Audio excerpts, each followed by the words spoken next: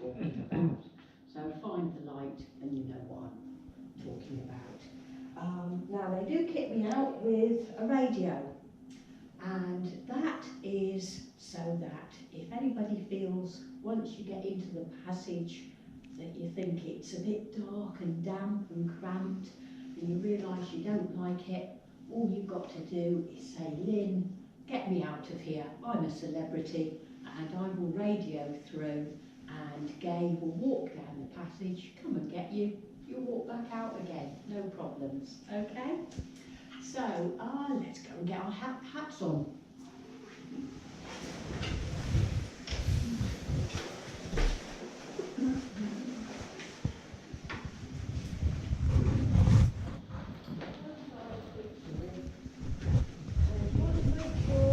Thank you. Nice and snug. You'll be able to do this so that you don't want your hat coming off because you automatically straighten up when you hit your head. Okay?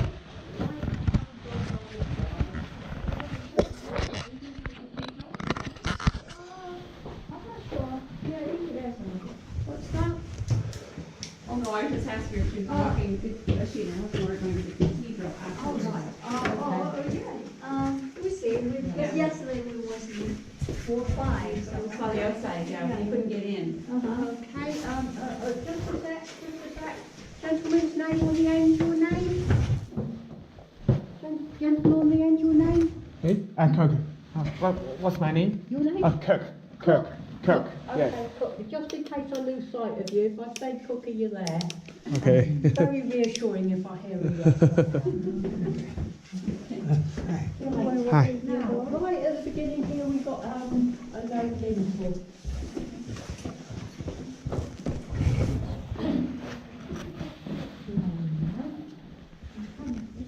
If you just stand with your back there and face the light, and then you can look along. That's it. I've got you're moving a little bit so that Cook at the end there And I can. can get right in. Yeah. The reason I've stopped this early, we don't. If I've got a big tour, I can't stop here. We have to stop in the next one. But this is the most interesting passage we have. So this is built in 1347, and you can see, although it looks like brick here, it's actually hewn blocks from a nearby quarry, and it's not the red Devon sandstone, it's a blue-grey brick, and it's volcanic track. Oh. So Exeter is actually built over a volcanic knoll, long since extinct, so no need to worry about that or anything else actually. And what they do is they dig a trench and they lay the pipe in the trench and cover it over with earth. You only need a passage or a vault to cover the pipe when you come to the city wall. So this first length of vault is only 31 metres long, and beyond that it's just pipe in the ground as we would lay a pipe in the ground. So when we come to these lintels here, there would have been a gate, and each end is sealed to stop people getting at the pipe. Okay? So, How did they make cement in the early centuries? oh, what, the mortar? I think they use lime or anything that's handy, really. They don't have cement as such. But of course, they know how to. The men that built this passage are stonemasons who've just finished building the cathedral, and they're put to work here, so they know how to lay stone. You know, I don't know, not quite sure how they construct it. I have to ask one of our archaeologists that. These things come up and you think, oh, why didn't I ask that question? But they are using this barrel roof because it's built just before the Black Death in 1348. After that, of course, half the workforce is killed off with the Black Death. So they have to come up with a cheaper method of construction after that, and we'll spot this when we come through to it. Now, careful of this low lintel here.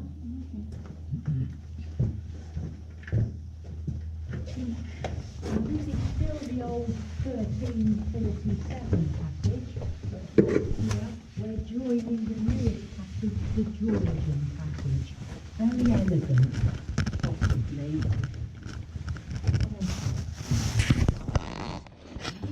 The Georgian passage. This is 1700. Sorry, 1700.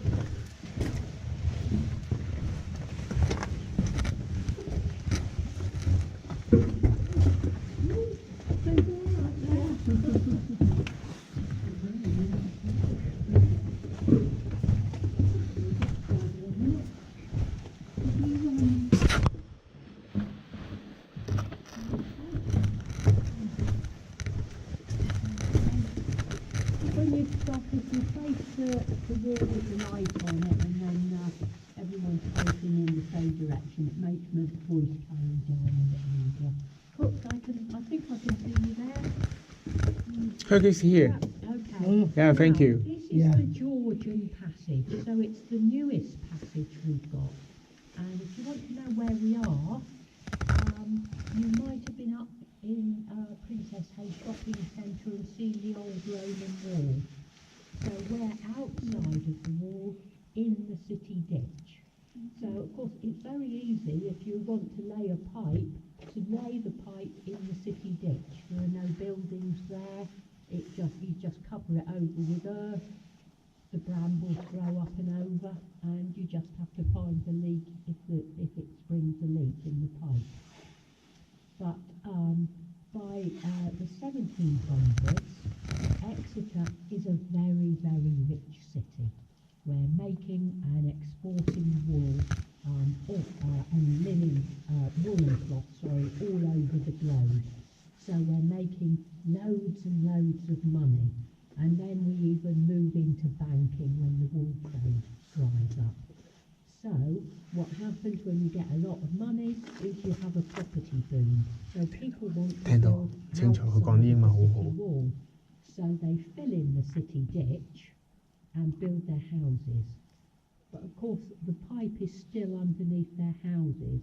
And at first they start digging up people's house foundations to get to the pipe to mend it when they get it. Householders aren't very happy with it, and so the cathedral, this is their pipe, they built this new passage up and over the pipe so they can get to it without disturbing house foundations. Now, we're going to the east gate. That's as far as my torch is shining. Be careful of this modern southwest water pipe. Try not to damage it. We've had enough water leaks in the last few weeks. Just tell the person behind you to duck when you get to a low bit like that. Oh, and give me a moment. So, duck. It's a bit wet here.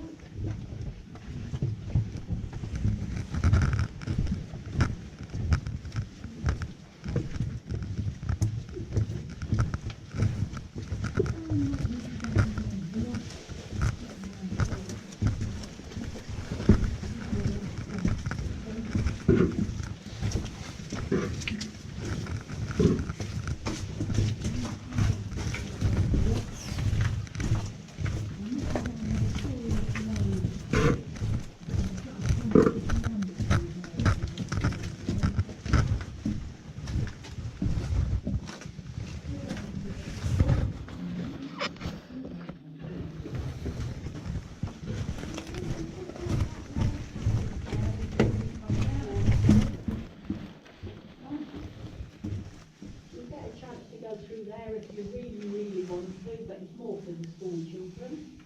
Come on through. All right. You have a thirsty kids coming through? Yes, loads of them. We're quite quiet on this tour, with only 6 of us. I'm sorry. Coffee lab. What's the before? Hi, Cook is here. Come Thank on you. through, look, then you can stand up straight. Oh, okay. There you go. Okay, thank you. Okay, now this Yes. is the east gate, and it's the only city gate that we can show you in Exeter, because come the 1700s, when there are lots more horses and carriages trying to get in and out of the city, those narrow defensive gates they can't get the carriages through, so they basically knock down all the gates. But this wall is this is the east gate abutment. So this actually is the stonework that carries the east gate. And you can actually see the sort of recess at the side there, which would have housed the gate, or the posts that hold the gate.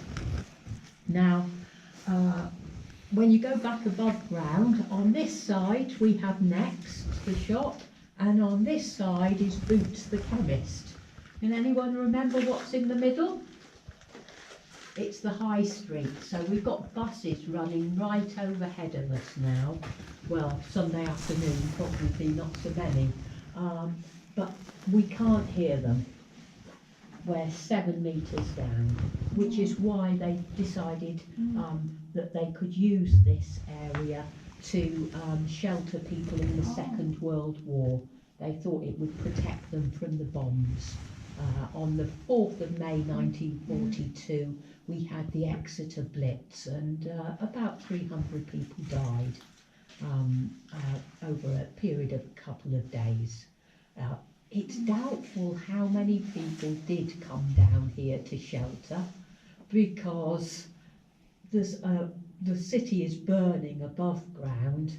If I was living in Exeter then, I would have left the city and slept underneath a hedge for the night rather than run here. But we're not sure. We do have a few survivors who were children who say they remember being underground, but they might have been in house cellars. It's difficult to know.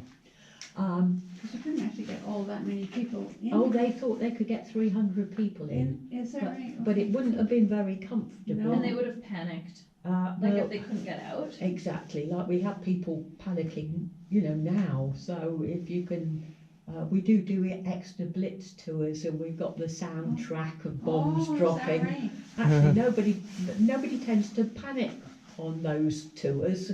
It's sort of, if you know that you're going to hear bombs dropping, everybody takes it in their stride. You hear one manhole going bump on another tour, and everybody wants to leave. How come the people get the fresh air inside here? It seems that really some fresh air is coming out. It's not airtight, the passages, and we also have fans on at night to keep the air fresh. I see. That's the modern work, not the old installation. Okay. And you can feel a draft at the end of some of the passages. Now, this is the second passage that we've just joined. The first one that we walked along was built by the city, and this is built by the citizens of Exeter. They get fed up with sharing their supply with the cathedral, and the water is flowing in a pipe from behind me and going down past the ferns there, and that's long and straight because it's heading down the high street towards McDonald's, and the fountain is right in the middle of the crossroads. So of course that doesn't last very long because they have to knock that down for the carriages again.